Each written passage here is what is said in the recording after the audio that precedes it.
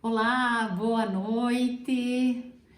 Uma alegria estar recebendo vocês aqui nesta sala de bate-papo. Estamos aqui essa noite com um assunto importantíssimo e que faz muita diferença nas nossas vidas. E eu estou aqui nas redes sociais para ajudar as pessoas, para trazer luz, iluminar, e esse assunto de hoje é um assunto onde as pessoas têm muitas dificuldades de conversar, de dialogar, de entender o caminho. Então, é esse o objetivo de estarmos aqui. Sejam todos bem-vindos. Hoje vamos estar aqui com o Dr. Lucas, urologista, falando sobre as disfunções sexuais masculinas.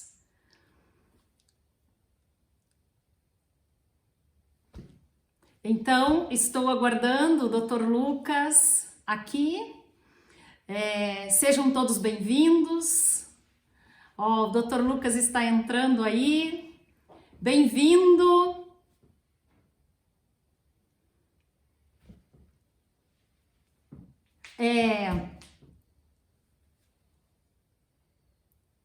Estou chamando o Dr. Lucas aqui. Vamos ver.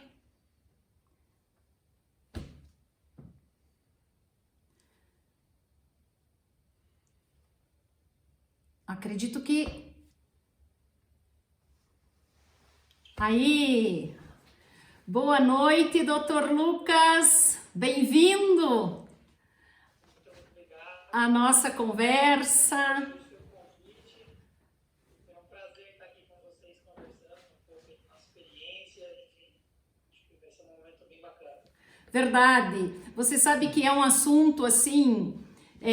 instigante, delicado, as pessoas têm muitos tabus para falar e o nosso objetivo de estarmos aqui é justamente isso, facilitar, provocar um diálogo em casa ou com seu companheiro, com a sua companheira ou dentro de si também. Você sabe que hoje algumas pessoas disseram assim, não, eu não vou assistir porque eu não tenho esse problema. Mas eu falei, é para prevenir, para não ter problema. Ou para quando algum problema chegar, saber lidar com ele. Então é esse o nosso objetivo de estarmos aqui nesse bate-papo, nessa conversa, para trazermos luz nesse assunto que muitas vezes está numa escuridão na vida das pessoas, não é, Dr. Lucas? Então gostaria que o senhor começasse se apresentando para nós, onde que você trabalha, qual é a sua formação para que as pessoas o conheçam e saibam que estamos diante de um grande especialista na área. Bom, enfim, mais uma vez agradeço pelo convite. De fato, eu me interessei de falar sobre o assunto, inclusive comentei com vários amigos conhecidos, vários eu vejo que já encontro por aqui, porque de fato é um assunto que é muito mais comum até do que as pessoas imaginam. A ejaculação precoce afeta 1/3 dos homens, a disfunção erétil chega a afetar 50% após uma certa faixa etária. Então as disfunções sexuais elas são muito comuns, mas ao mesmo tempo são um assunto muitas vezes difícil de trabalhar, muitas vezes as pessoas têm vergonha de conversar, e às vezes aqui é um ambiente mais propício, porque a pessoa consegue conectar, nos ouvir, no seu aconchego, sem muita exposição às vezes, e assim conseguir alguns conceitos, conhecer algumas coisas que podem ser úteis agora e também poderão ser úteis no futuro, enfim, Mas então, para me apresentar como você pediu, eu sou urologista, eu fiz a minha formação de residência, que são as especialidades médicas aqui na Unicamp, Universidade Estadual de Campinas, onde eu fiz então a cirurgia geral e urologia. Eu ainda fiz uma especialização em oncologia e cirurgia robótica no Azteca Camargo, e atualmente eu faço parte da disciplina da urologia na Unicamp, então eu trabalho na Unicamp e trabalho também no transplante renal. E aí tem também consultório, outros hospitais, enfim, mas do ponto de vista acadêmico é a minha área principal aí digamos, onde eu estou ligado, E tem vários aqui que me conhecem, vários amigos, eu gostaria também que você se apresentasse, A doutora Lisiane eu conheço há tempos aí, de alguns alguns congressos, algumas atividades em comum. Conheço também de uma história já muito anterior ainda, quando eu ainda estava entrando na faculdade, ou seja, já faz um tempo isso, e conhecia já de fama aí, porque eu tive pessoas conhecidas em comum que se trataram com ela, e tinha uma baita de uma fama, e uma pessoa extremamente competente, e que, infelizmente, muitas vezes eu gostaria de encaminhar meus pacientes para ela, mas por distância não é possível. Mas hoje em dia, com a telemedicina, essas coisas vão ficar um pouco mais fáceis também. Mas enfim, Lisiane, se apresenta para o pessoal. Ok, é um prazer mesmo, muito grande estar com você, Lucas, né? Eu sou psicóloga e o objetivo é justamente de unirmos, não é, falarmos das questões orgânicas e as questões psicológicas que afetam essa área aí tão importante, né, da vida humana. Então, eu sou psicóloga formada pela PUC Paraná. Hoje eu sou especialista no método ADI-TIP, que se chama abordagem direta do inconsciente. É um método terapêutico que trabalha a causa, a raiz do problema e não apenas o sintoma. Então, vem de encontro também a trazer uma resposta a essas dificuldades quando elas são da área emocional, da área psicológica. Tenho formação em terapia cognitivo-comportamental, em logoterapia e faço mestrado, estudo, pesquiso alma humana. Então é isso um pouco de mim. E esse é o objetivo de estarmos aqui, né, Lucas? Eu gostaria então de iniciarmos com uma pergunta de uma dificuldade assim muito comum, né? E que às vezes eu acredito que o problema acaba sendo muito maior em função das preocupações que geram em torno da impotência sexual, né? Eu até gostaria, eu não sabia de verdade muito essa diferença, mas já aproveito e peço para que você fale um pouco dessa questão da impotência sexual e também a diferença de disfunção erétil, se tem alguma diferença, o que é, porque às vezes algumas pessoas falam de impotência, outras falam de disfunção erétil, então às vezes parece que é duas dificuldades, não é? E então gostaria de começar por esse tema, por esse assunto, eu acredito que vai nos iluminar muito. Eu só gostaria de dizer uma coisa assim, né? Eu sou muito prudente quando a gente trabalha com essas questões, porque primeiro de tudo eu gosto de uma avaliação médica para que o médico diga que o problema às vezes é da área emocional, não é? Então é isso que me trouxe também, que fiz questão de termos esse encontro aqui para que a gente possa esclarecer aquilo que pode ser orgânico e aquilo que pode ser psicológico nesta área. Então, gostaria que você nos falasse sobre esta questão da impotência sexual. Tá, joia. Então, começando assim, o termo disfunção erétil e impotência são basicamente a mesma coisa. Os dois são termos técnicos, talvez o termo disfunção erétil seja um pouco mais bonito, e na prática, por exemplo, na Unicamp é uma coisa que a gente usa no dia a dia, no termo médico, com um pouquinho mais de frequência, mas os dois termos, eles existem na literatura médica, na literatura em inglês internacional. O CID, que é a classificação de doenças, coloca como impotência orgânica. Então, os dois termos, eles estão adequados. E o que se trata a impotência? Então, é a dificuldade de ter uma ereção satisfatória e adequada para o ato sexual completo, com penetração, né? Então, rapidamente, hoje não é uma aula de fisiologia, mas a gente precisa entender o que acontece na ereção. Eu sempre tento explicar isso para os pacientes nas consultas, quando está o assunto, né? Então, para haver a ereção, é necessário que os corpos cavernosos, que são o que tem dentro do pênis, como se tivessem duas hastes dentro do pênis, que chamam-se corpos cavernosos, eles enchem de sangue.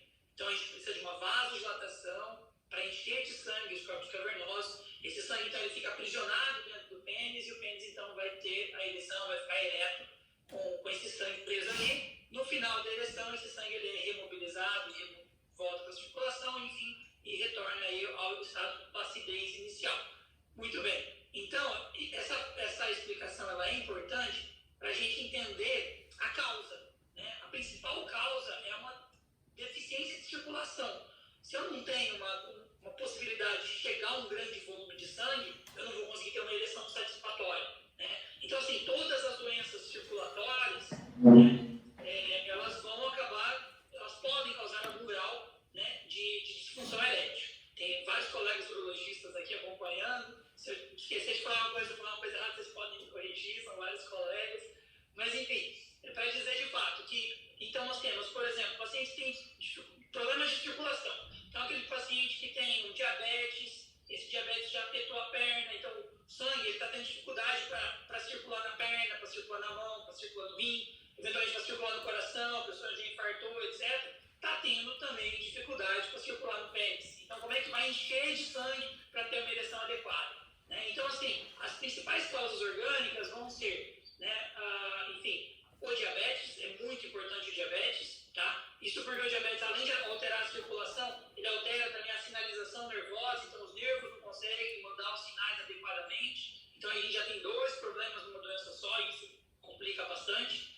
Depois a gente tem a pressão alta, que acaba atrapalhando, doenças de circulação, né? E o tabagismo. Sim, de fato, o tabagismo causa impotência, de fato, não é uma propaganda que aparece lá no cigarro, lá no cigarrinho assim, mas realmente causa impotência. É uma causa importante. O cigarro, ao longo da vida, ele vai causando lesões nos vasos sanguíneos, e isso vai ficando acumulado. Isso não acontece de um dia para o outro, mas depois ele vai acabar causando essa lesão, e essa lesão acaba sendo irreversível na maioria das vezes.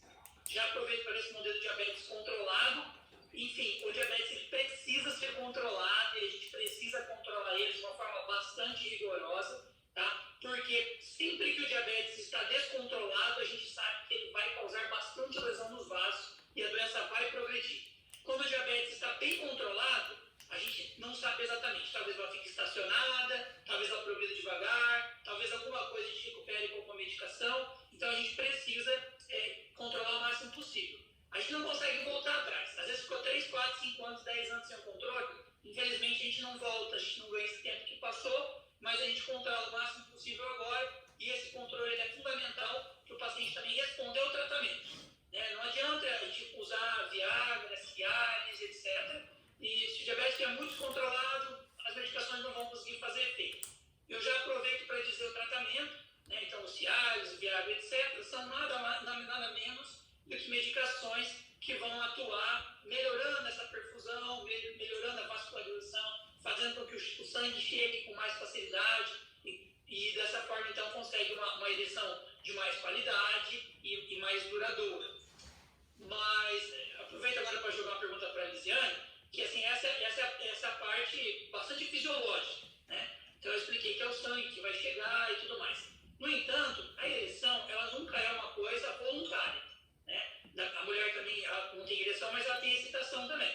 Inclusive, tem aumento dos cavernosos, aumento do clitóris, etc. Mas, enfim, não é uma coisa voluntária. Você não consegue desencadear uma ereção da mesma forma que você abre e fecha a sua mão, né? Então, isso seria de uma forma subconsciente, que estimula, né, neurotransmissores e tal, que vai sinalizar, então, que comece esse aumento de perfusão ali na pelve. E aí, várias coisas na cabeça da gente podem alterar essa sinalização. Então, ansiedade, estresse, etc. Então, várias coisas também que vão interferir também. E aí, justamente, eu gostaria de saber dela, o que ela vê que interfere, quais são as causas psicológicas mais comuns, e, enfim, o que você explica pra gente. Então, Dr. Lucas, tem muitas questões aí emocionais, não é? A ansiedade é algo assim que atrapalha demais, né? O que é a ansiedade? É uma preocupação. A pessoa tem muita preocupação com a performance dela. E às vezes essa preocupação pode travar, pode impedir, mandar um comando para não ter a frustração. Então, mas por quê? Isso tem uma causa emocional, algum registro, algum condicionamento que a pessoa tem. Em algum momento ela já pode ter falhado, às vezes alguma coisa, uma primeira relação sexual que não foi legal. Às vezes é muito comum a introdução, comum hoje talvez não seja tanto quanto antigamente, Mas os pais introduziam o menino, por exemplo, à vida sexual num prostíbulo, não é? E ali era causa de muitos traumas, porque era um menino de 12, 13 anos e o pai queria que ele provar a masculinidade do filho, às vezes até para contar para outras pessoas que o filho já tinha ido para um prostíbulo, tudo. E aí isso acontece muito. Na nossa terapia, a gente volta para trabalhar a causa. Então tem muitas situações que a causa foi uma experiência dessas, onde chega um menino num lugar com uma prostituta, uma mulher totalmente desenvolta, experiente, e ela, às vezes, muitas vezes, onde se instalou um trauma, ela tirou sarro do menino, o menino estava com medo, não sabia como fazer uma relação sexual, não sabia nem o que ele tinha que fazer com aquela mulher, é um ambiente totalmente estranho para ele não está pronto para aquele ambiente, ainda emocionalmente ele não está pronto, nem não tem uma maturidade para lidar com aquilo. E ali, muitas vezes, isso já aconteceu muitos na terapia, de aparecer, onde e aí essa mulher vai lá e ainda conta para o pai o que aconteceu lá, naquele ambiente, né? Tira sarro, humilha, o pai fica com vergonha, o pai ainda fala em cima, poxa, você não é homem, ainda, já aconteceu até de dar uma surra no menino, você me envergonha. Então, assim, a mulher chegou e contou para o pai que ele não funciona, que ele não dá conta. Então ali ficou um trauma nesse menino e que ele passou a ter medo daquilo que ele é. Por exemplo, o problema é que a criança faz uma interpretação de si naquele momento. Se eu não sou homem, coloca em xeque a sua identidade, coloca em xeque a sua capacidade, e aí ele passa a achar que as pessoas o veem daquela forma. E aí isso é uma causa psicológica, por exemplo, para ele ficar ansioso, para ele ter medo de ter uma relação sexual, e às vezes isso pode psicologicamente interferir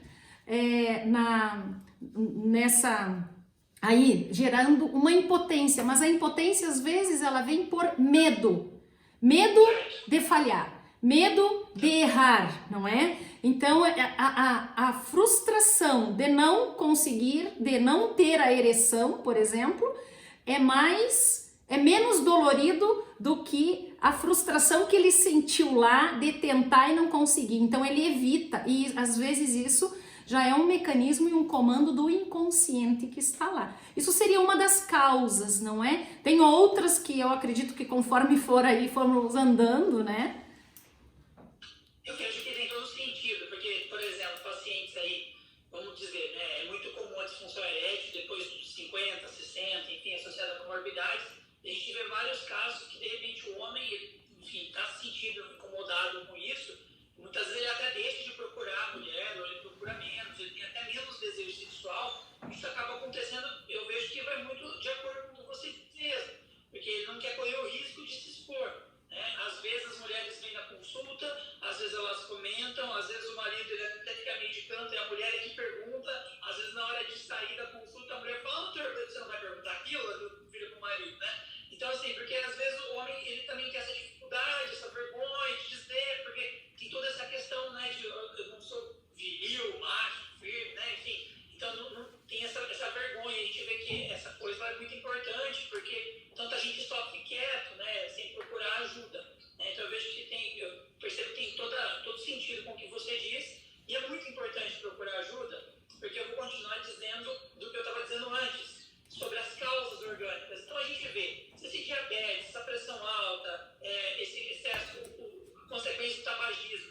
se isso afetou os vasos sanguíneos da pelve a um grau de que está dificultando a ereção, isso também está afetando outras áreas. Então essa pessoa, ela está em risco de ter um AVC, ela está em risco de ter um infarto, de ter outras doenças. E muitas vezes a primeira manifestação foi a disfunção erétil. E nós, urologistas, então, sempre que chega um primeiro caso de disfunção erétil, a gente sempre investiga a parte cardiovascular, diabetes, colesterol, hormônios. Por isso que, como você comentou, é muito importante passar mesmo, né, para consulta médica. E nessa consulta médica a gente faz essa avaliação. A gente sabe que o paciente tem um risco elevado de desenvolver outras manifestações dessas doenças. A gente entende a disfunção erétil como uma manifestação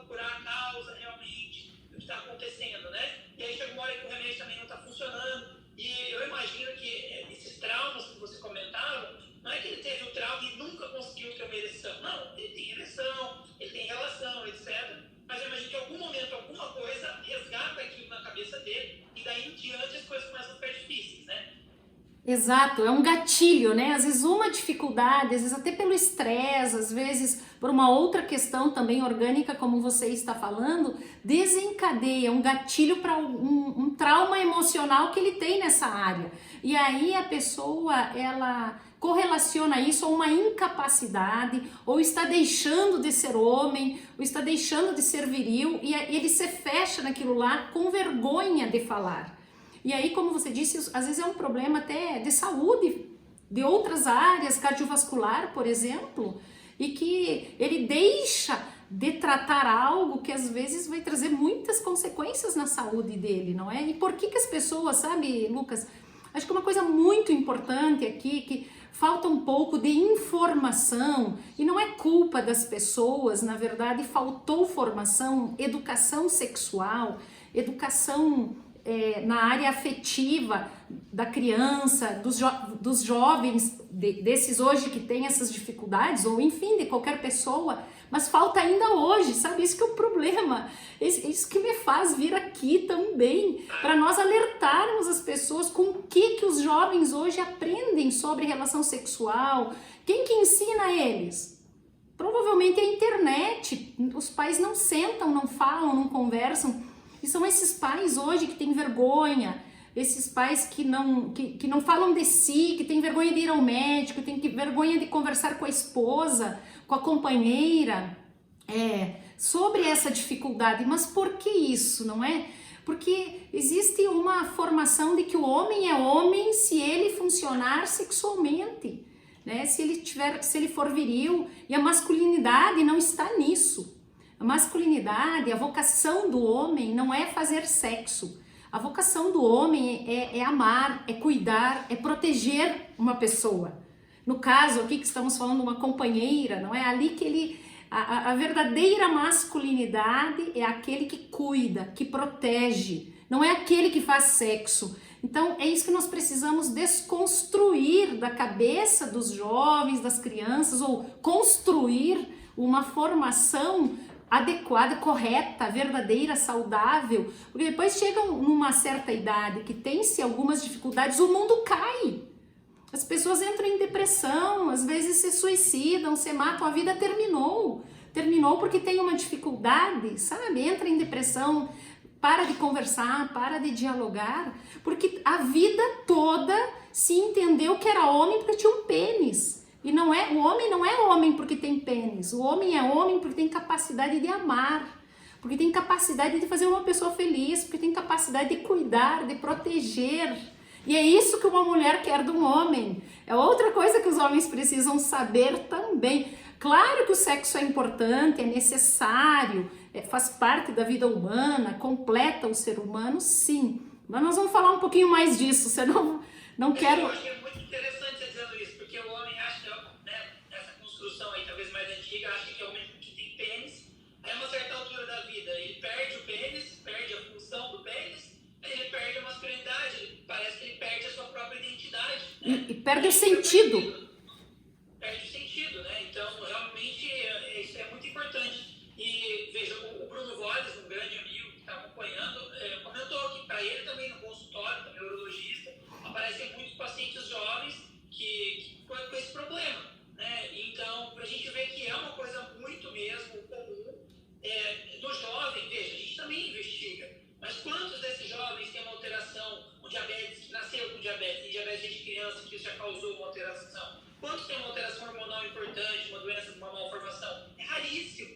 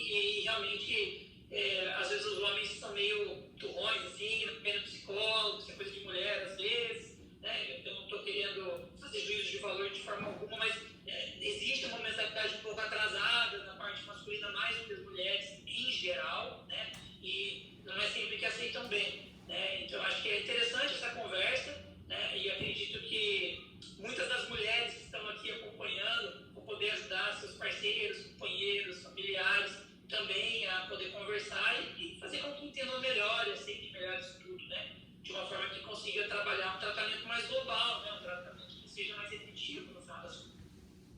Exato, Lucas. Você tocou aí na disfunção erétil dos jovens, né? Tá muito comum. Acho que você deve ter até um dado estatístico aí. Eu sei que hoje nos Estados Unidos a disfunção erétil nos jovens, ela já está num problema, uma epidemia de saúde pública também, sabe? E o que isso está levando? Uma das causas é a pornografia e a masturbação, no sentido de virar um vício. O que está acontecendo? As pessoas, eles estão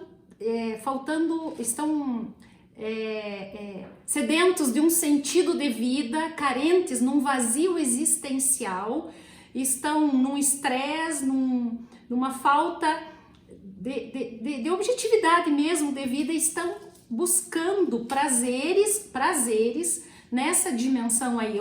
Eu comparo essa questão da masturbação numa questão de um vício. Depois você pode até falar na questão médica, orgânica disso, né? Mas assim, o vício no sentido de buscar o prazer, de buscar um bem-estar. Isso as pessoas buscam na droga, na cocaína, no álcool, na comida, no doce, no açúcar, não é? E as pessoas estão buscando também nesse recurso esse prazer, e ela acaba tendo um vício na dopamina, que é o neurotransmissor que traz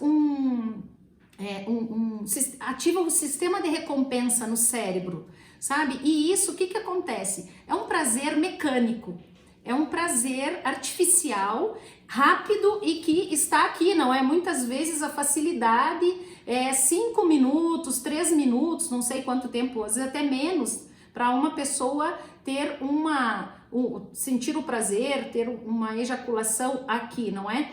Aí, para estar com uma pessoa, demora, às vezes, tem que esperar o tempo do outro, o amor, o afeto, o carinho, a preparação, tudo isso, às vezes, exige um pouco mais, e demora, e às vezes a pessoa cansa, vira um tédio, vai perdendo a paciência e vai perdendo a capacidade de estar com o outro. Então, às vezes é muito mais fácil se masturbar do que ter aquele momento do afeto, não é? Porque o sexo, ele é o transbordamento do amor no físico. Então, precisa ter o amor efetivo, que é querer o bem para o outro, o amor afetivo, que é o toque, o carinho, o beijo, o abraço, tudo, e que se derrama no físico.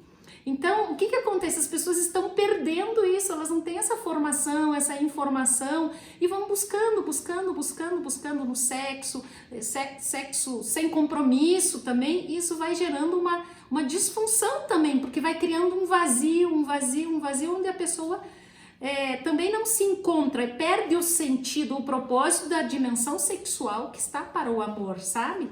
Então é uma das coisas também do aspecto psicológico, emocional, que tem atrapalhado muito, porque um psiquiatra austríaco chamado Viktor Frankl, ele diz: quanto mais se busca o prazer, mais ele se afasta de nós. Se eu busco o prazer em si, eu perco ele, porque não é ele que me alimenta. O que me alimenta é esse sentido onde está o amor, e o amor nós encontramos no contato com o outro.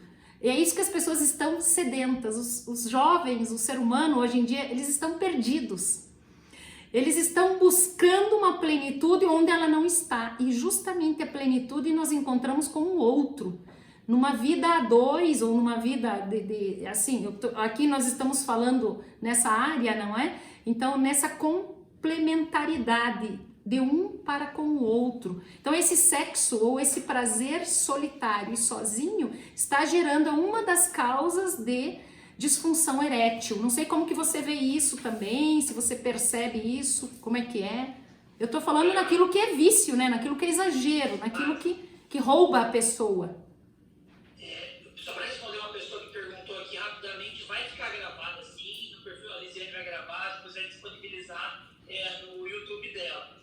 E assim, achei muito interessante sua reflexão, uma das coisas eu sabia, outras realmente fiquei assim, bastante impressionado. E de fato, a gente percebe isso, que muitas vezes as pessoas se acostumam, né, com a masturbação, e principalmente com a pornografia associada à masturbação, que a gente sabe do ponto de vista médico é que existe um estímulo de grande intensidade, que é um estímulo visual múltiplos, né? E, veja, existe uma diferença da pornografia de 2 décadas atrás para agora. A facilidade de acesso na internet, no celular na mão, é muito maior. A facilidade de vídeos, quantos vídeos você recebe no WhatsApp ao longo do dia de milhares de coisas, né? Então, isso aí acaba facilitando. Então, o estímulo é muito maior hoje. Se o homem, eu vou dizer do homem porque eu sou urologista, mas se ele acostuma a ter todo aquele input, toda aquela entrada de estímulo muito grande, no momento da relação sexual o estímulo ele é diferente, em algum momento ele é menor, ou ele é diferente. Se ele está acostumado com aquele estímulo sempre da masturbação, naquela hora da relação o estímulo é diferente, ele não está acostumado com aquilo. E para o corpo é a mesma coisa, tudo é relação sexual, né? Enfim. Então, assim, não dá para ele achar que ele vai ter uma masturbação e uma ejaculação em 10 minutos, em 5 minutos, e depois quando ele tem uma relação sexual, então ele vai conseguir demorar meia hora, 1 hora para fazer uma relação de novela, de filme, entendeu? Em 1000 posições e tudo mais. Então, isso aí eu já aproveito para entrar no tópico da ejaculação precoce, por exemplo. Não estou dizendo que a masturbação causa ejaculação precoce, mas existe alguma pequena associação. A própria masturbação ela pode ser usada até para tratamento, para a pessoa se autoconhecer, para entender como gosta, para entender como é que ela vai se sentir logo antes da ejaculação, né? Porque existe um tratamento. Aproveito para dizer que a ejaculação é o momento da eliminação do sêmen, que a ejaculação precoce, quando essa eliminação acontece muito rapidamente, ou seja, está começando a penetração e a ejaculação já acontece, impedindo que de fato tenha uma relação, né? Isso é o termo assim, do ponto de vista médico. Mas hoje em dia a gente coloca isso de uma forma um pouco mais ampla. Ou seja, teve a ejaculação logo e não foi tão rápida que não deu um prazer adequado, nem para o homem, nem para o seu parceira, enfim.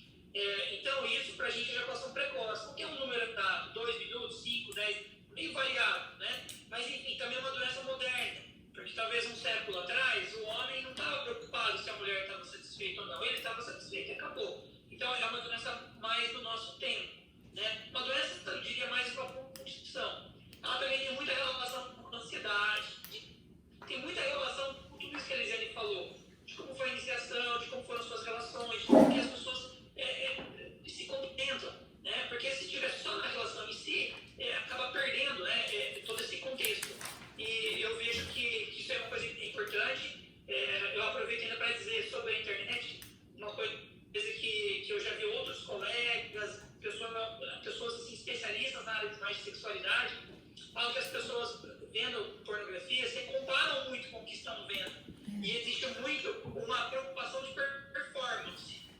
Então eu tenho que performar, entendeu? Então assim, aí você já vai com uma como vou dizer assim, uma cobrança muito elevada, né? Então assim, vamos dizer, naquele filme lá que você está vendo pornográfico, ali sim o cara provavelmente tomou vários aditivos, várias coisas para conseguir ter uma ereção muito mais prolongada, etc. Aí você quer chegar lá e ter uma ereção enorme. E outra, o cara fez um vídeo lá, né? Não vamos entrar no mérito disso. Você vai querer ter uma ereção de 3 horas, daqui a pouco você pode ter um priapismo, que é uma complicação. Mas enfim, essa preocupação de performar, ela existe. Eu sei que existe do lado feminino também, depois você pode abordar isso com psicologistas, enfim, mas eu já vejo colegas comentando sobre isso. Isso é uma preocupação. E essa preocupação ela vem também para os homens que vêm no consultório, falando de tamanho, muitas vezes, né? Que acham que o tamanho não está bom, enfim, outras coisas, vem com reclamações do tipo, queria fazer cirurgia de fimose porque talvez vai ficar mais bonito. Eu já tive esse tipo de queixa.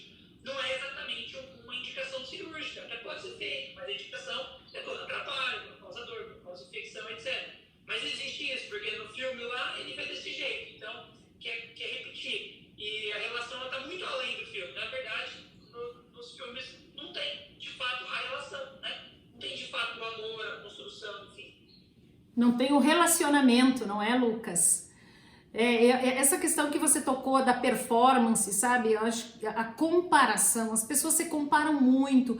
A hora que as pessoas compreenderem o que é a relação sexual, para que ela existe, que ela é o complemento do amor, é o transbordamento desse amor, é a celebração do amor que você viveu, elas vão parar de se comparar. E se as pessoas tiverem um diálogo mais profundo nessa área, não vão precisar querer sempre estar sendo a outra pessoa ou tendo o órgão igual da outra pessoa, ou daquele filme pornográfico, algumas coisas assim, sabe? O diálogo com a companheira, um dizer pro outro que tá bom, o que gosta, o que não gosta, como que é, porque a pessoa vai se conhecendo e vai entendendo que o que ela faz tá bom pro outro, que ela completa o outro, que ela dá prazer pro outro, independente se é como o filme ou não é como o filme, porque o casal, eles têm um ritual deles, eu diria, eles têm a senha deles, eles têm os segredos dele, e que eles, aquilo ali é só dos dois, é uma cumplicidade dos dois. Não se pode trazer algo de um filme, algo ali, sabe, é uma violação dessa privacidade, de algo ali que é sagrado entre os dois, sagrado no sentido que é só dos dois, é o segredo dos dois, não é? Então é uma coisa assim profunda, importante, das pessoas conhecerem o que é. A hora que eu acredito que tiver uma formação, uma informação, um conhecimento disso, as pessoas vão parar de querer se comparar, sabe? E achar que o tamanho do pênis é o que vai também trazer resultados. É uma das coisas assim que os homens, eu vejo muita preocupação nos homens com o tamanho do órgão genital deles, né? E não é o tamanho do órgão genital que determina o prazer da mulher. Acredito que isso você até como médico pode falar melhor, não é? Mas não é, sabe? As mulheres não estão preocupadas, pelo menos uma grande maioria das mulheres, eu diria aí 80, 90% das mulheres não estão preocupadas com o tamanho do pênis. Elas querem elas querem que ele se interesse por elas, pela pessoa dela. Elas querem um homem conectado com o ser dela, que o homem dê importância a ela no sentido de um todo, que ele crie conectividade com ela, com a vida dela. O sexo para a mulher vai ser uma consequência dessa conexão do homem com ela, sabe? Não é o tamanho do pênis, não é isso que vai deixá-la satisfeita. O que deixa ela satisfeita é a cumplicidade dele com ela, o interesse dele pela pessoa dela. Lógico que algumas mulheres podem dar valor, mas olha, de verdade, é muito raro as mulheres que eu já atendi mais de 5.000 pessoas aí, e é muito difícil escutar uma mulher que reclame do tamanho do pênis do marido. Raro. Elas reclamam que ele é distante, que ele é frio, que ele não se interessa por ela, que ele não tá nem aí com ela, que ele não se conecta, que ele não ajuda, não está com ela, né? Que tem uma certa frieza. Isso tudo é uma questão, tem uma questão cultural, tem uma questão psicológica, tem uma questão de repetição, aí tem uma série de coisas. Mas uma hora a gente para também para falar disso também, né, Lucas? Eu vejo que, de fato, a Luiz comentou um pouquinho no começo também, o homem começa a ter dificuldade, a primeira coisa que ele faz é fugir. Então ele tem medo, ele tem vergonha de se abrir, dizer isso, porque perde uma cumplicidade, enfim. Então, aí perde essa cumplicidade, vai ficando cada vez mais difícil a relação, né? Enfim, e vai dificultando e não acha saída. Muitas vezes esses casais, eu vejo casais jovens, vou dizer aí das faixas de 30, 40 anos de idade, para dar um exemplo, de jovens, que às vezes já tem uma relação já por algum tempo, às vezes tem 5, 10 anos de casados, a relação perdeu um pouco, já não tem mais aquela vontade, não tem mais aquela libido toda, é muito mesmice, né? Então assim, isso aparece pra gente às vezes, chega pra mim, eu faço toda a investigação, muitas vezes a investigação é toda normal, não existe nenhuma alteração hormonal, nada. Está muito na moda hoje de querer suplementar testosterona e tudo mais. Tem suas vantagens, tem enormes desvantagens também. A pessoa precisa ser muito bem orientada, entender que vai melhorar alguma coisa, mas vai piorar outras, entendeu? Vai aumentar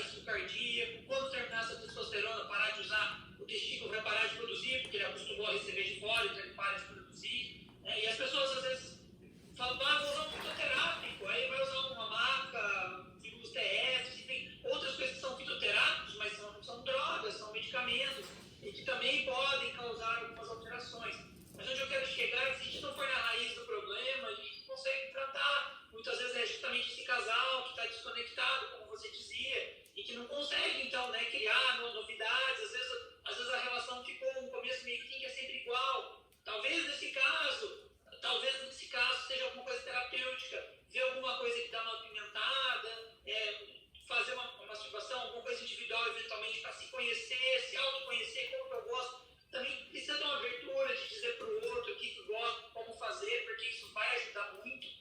E a gente pode usar uma medicação para ajudar por um período, mas de fato a gente precisa realmente ir na causa, na origem do problema.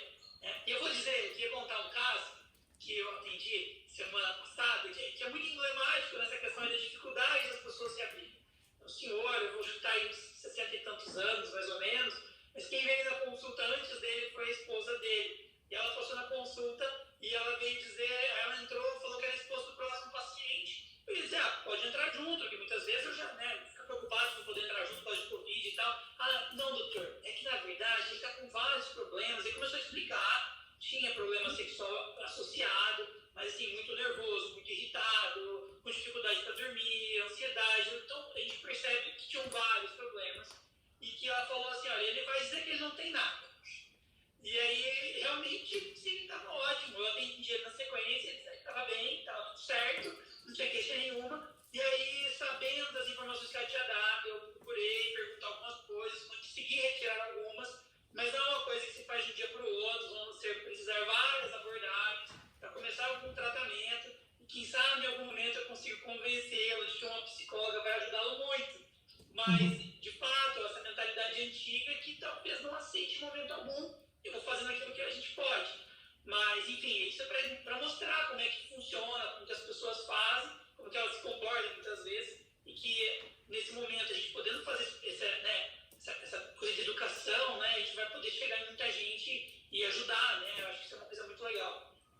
Exato, eu acho que uma dica assim para que a pessoa consiga pensar por que é tão difícil abordar esse assunto ou a sua dificuldade, o problema está no significado que você dá para aquela dificuldade que está tendo, seja uma ejaculação precoce, seja uma disfunção erétil, alguma outra dificuldade nessa área. O que isso significa para você? É uma coisa natural, todas as pessoas têm dificuldade, é uma dificuldade igual a qualquer outra, só que o mito que você tem em volta disso, a cultura que você tem, é ela que cria a dificuldade, é o que está aqui que às vezes aumenta a dificuldade e ela se potencializa muito mais pelo pensamento, pela preocupação, pela obsessão com aquele pensamento, vai ficando, o problema às vezes está muito mais aqui do que propriamente na dificuldade que existe. Então é o significado que a pessoa dá, sabe? Às vezes uma cobrança, coisas da infância, situações assim, onde a pessoa foi exposta, foi exigido dela uma virilidade, as brincadeiras sexuais na infância, isso deixa marcas muito profundas, emocionais, psicológicas, e que impedem a pessoa de criar diálogo. Acho que o que os casais mais têm é dificuldade de dialogar, de contar dos seus sentimentos, seus medos, as suas angústias. Eu tenho medo, eu não estou conseguindo, estou preocupada. Assim, nessa área da intimidade, né? O que é bom, o que é ruim, o que gosta, como que gosta, o que pode, tudo em quatro paredes, desde que seja bom para o outro, desde que faça bem para outra pessoa, sabe? Desde que seja uma expressão de amor para o outro, para aumentar o prazer do outro, pode tudo. Então o casal precisa dividir isso, dividir uma fantasia, dividir um sentimento, uma ideia, mas é entre os dois, sabe? As pessoas têm muita vergonha, tem muitas mulheres que, aliás, eu não quero esquecer, mas a semana que vem, exatamente na terça-feira, vamos estar aqui com a doutora Pauline, ginecologista, falando sobre as disfunções sexuais femininas. Então, não vamos deixar de falar isso, porque já estamos quase no final, né, Lu? Ela está presente aqui, ela chegou a comentar que para a mulher é muito importante essa questão do contato dos dois, da afetividade, que a relação sexual para a mulher não é a penetração em si, mas é todo o contexto que vem antes, também os momentos preliminares, etc. E responder que eu tinha esquecido na outra vez que eu falei, sobre o tamanho, sobre a sensibilidade e tudo mais, porque a sensibilidade maior da mulher está no terço distal da vagina e está no clitóris, que é um órgão que a mulher tem, que equivale na anatomia do homem a glande, com algumas variações, digamos. Mas isso, ou seja, enquanto do pênis o homem tem duas funções, que é a função tanto urinária quanto sexual, né, de prazer, a mulher tem um órgão que chama clitóris, que é só para prazer, ele ficou separado da uretra, da parte urinária. Né? Então, assim, isso está na vulva, no introito vaginal. Então, a principal área de sensibilidade de prazer está ali. Existe uma sensibilidade profunda, próxima ao colo do útero e tudo, mas isso contribui muito pouco. Né? Então, assim, existe toda essa necessidade de fazer uma estimulação adequada nessa região. Então, para dizer que é importante a cumplicidade, para cada mulher vai ser diferente, a mulher precisa se conhecer, precisa se entender, ela precisa saber o que ela gosta. Também não tem como o homem adivinhar e aprender isso, não é uma luz divina que vem e diz, faça assim, enfim, é um autoconhecimento. Eu acho que isso é muito importante para os casais, também ao longo da vida. A gente vai crescendo com o tempo, vai mudando. Acho que a cabeça que eu tenho hoje é 15 anos diferente do que é muito diferente do que era 15 anos atrás quando eu entrei na faculdade, e as coisas vão mudando com os anos. Né? Então, acho que assim, o casal precisa crescer junto, né? Se conhecendo com o tempo.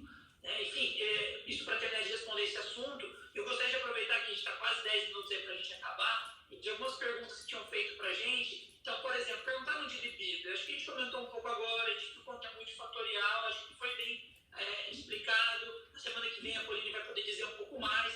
Mas para o homem, eu queria dizer que para ter libido no homem, a testosterona ela é muito importante. O homem não vai ter libido se a testosterona dele estiver zerada. A gente sabe isso, os homens que precisam zerar a testosterona após o tratamento de câncer de próstata, por exemplo, ele vai ter muito baixo libido. Então, o paciente que chega para a gente vai dosar, a gente vai investigar, a gente vai repor se for necessário. Se ela estiver baixa, a gente tem que pôr ela na dose certa. Pegar ela da dose certa e jogar lá para cima, talvez até melhore o libido dele. Mas se a gente não tratar a causa mesmo, eu não vou estar resolvendo o problema. Está muito na moda, repor testosterona, existem medicamentos tópicos hoje em dia, eu não estou sendo contrário, eu só digo que antes de fazer um tratamento, é muito importante que o paciente, né, primeiro de tudo, veja o urologista, veja um especialista, né, para saber direito um endocrinologista, para escolher o que está fazendo. Não vá na conversa de um colega, de alguém que tomou um remédio ou que passou tal remédio. E nem do Google. Exato, indicou, porque pode ter funcionado para ele, mas ele escolheu fazer o tratamento. Você está ciente que depois que você parar, o testosterona vai estar muito baixo? Você está ciente que dependendo da tua idade, você vai parar a produção de espermatozoides? Então me perguntaram aqui sobre infertilidade. A disfunção erétil, a ejaculação precoce em si, elas não alteram a fertilidade. Altera no sentido de que se você não conseguir ter um coito, uma ejaculação na vagina, não vai conseguir de fato. Enfim, vai dificultar muito de ter uma fecundação. Mas o fato aqui pra gente é que as doenças de base se podem. Então, se eu tenho uma alteração hormonal importante, etc., e sim, eu posso ter um tumor na cabeça que está me dificultando a produção de hormônios, e aí o testículo não produz, nem testosterona, nem espermatozoides. Então, é importante passar com o médico, é importante entender direito o que está acontecendo, é importante antes de tomar uma medicação. Eu acho que isso a gente evoluiu muito na medicina. Não estamos mais na década de 80 ou 70, que você ia no médico, a gente entregava um take e toma. Não, hoje em dia eu te explico, olha, a gente pode estimular a testosterona, a gente pode suplementar a testosterona, a vantagem de cada um é isso. Às vezes eu te digo, olha, esse é muito melhor do que esse. Então eu estou aqui para te explicar o que dá para fazer, para a gente escolher junto, fazer um tratamento juntos. Então acho que isso aqui é uma coisa que eu queria deixar, acho que é bastante importante. E ainda para responder uma outra sobre estilo de vida. Se perguntaram se o estilo de vida agora pode influenciar a erétil lá no futuro. Sim, pode muito.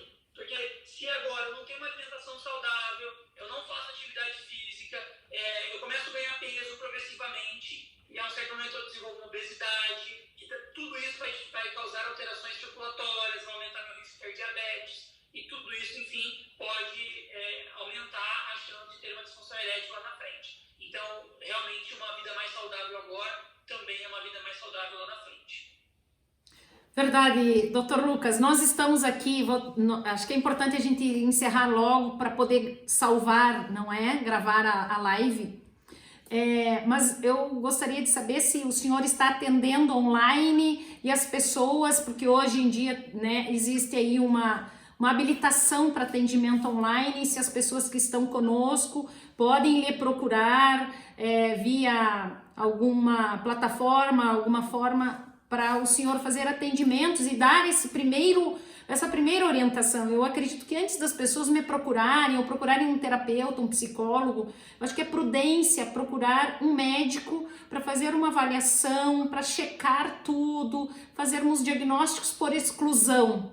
E aí depois, se for o caso, o senhor encaminha para um terapeuta, para um psicólogo, às vezes uma conversa, um diálogo, para facilitar algo aí, não é? Mas eu acredito que todas as pessoas que estejam aqui ou conhecidos, que precisem, o senhor acho que está fazendo atendimento online, como é que está? Eu não sei como que está. Sim, exatamente. O Conselho Federal de Medicina e também uma portaria do Ministério da Saúde autorizaram os atendimentos por telemedicina. Isso foi autorizado e regulamentado agora, no período de pandemia, porque isso aí tem uma grande facilidade de diminuir o contato social, diminuir a circulação de pessoas e permitir que as pessoas continuem sendo atendidas. É lógico que a consulta virtual, ela é feita normalmente por videoconferência, como nós fazemos. A gente usa uma plataforma segura, nos quais os dados são criptografados, porque isso não pode ficar aberto e eventualmente alguém pegar esses dados. Então, no caso, eu uso a plataforma do Doctoralia, que é um site, uma plataforma que eu já tinha um contato prévio, que já faz esse tipo de trabalho em outros países, já fazia alguns anos. E, então, todos os dados ficam arquivados, criptografados, com toda a segurança. Então, eu faço por esse site, por essa plataforma. Normalmente, se a pessoa digitar meu nome completo, Lucas Miragon, no Google, aparece a minha página do Doctoralia, não tem dificuldade nenhuma. Mas no Instagram, eu respondo as pessoas que me perguntam. Eu tenho muito Travou. fazer acompanhamento, com todo prazer responder o que é possível responder por mensagem. Muitas coisas são muito mais importantes que a gente veja numa consulta, né? Mas enfim, as pessoas podem entrar em contato comigo direto, aqui por mensagem direta, eu respondo, eu sempre explico que eu sou urologista, eu faço cirurgia, eu estou atendendo quando eu estou no consultório, eu não estou com o celular na mão. Enfim, eu vou responder no momento que for possível, mas eu respondo todo mundo sempre e acho que isso aí é uma coisa que facilita. Então, o que eu digo, é possível fazer a consulta por teleconsulta, por telemedicina, ela tem algumas limitações, principalmente de exame físico, ou seja, em algum momento você vai passar na consulta física, presencial, nós vamos examinar o que for necessário, né? Mas muitas vezes é uma primeira orientação, entender o que está acontecendo, fazer uma primeira orientação de tratamento, solicitar os exames, né? Enfim, isso é uma coisa que agora está começando a ser possível. O CFM, né, que é a Comissão de Federal de Medicina, autorizou, né, o certificado digital para que a gente faça a prescrição à distância. Isso está engatinhando no Brasil ainda, não são todas as farmácias que aceitam, mas estão começando a aceitar cada vez mais para a gente comprar as medicações. Os laboratórios estão começando a aceitar cada vez mais que a gente solicite os exames à distância. E eu já tenho conseguido, eu já tenho alguns pacientes, mais de um, que me acompanham de longe, alguns deles até me assistiram aqui hoje. Então, tem pacientes que acompanham de perto também, que vai na consulta, mas depois faz o retorno pela telemedicina porque é mais fácil, enfim. Então, eu estou à disposição para entrar em contato e para ajudar como for possível.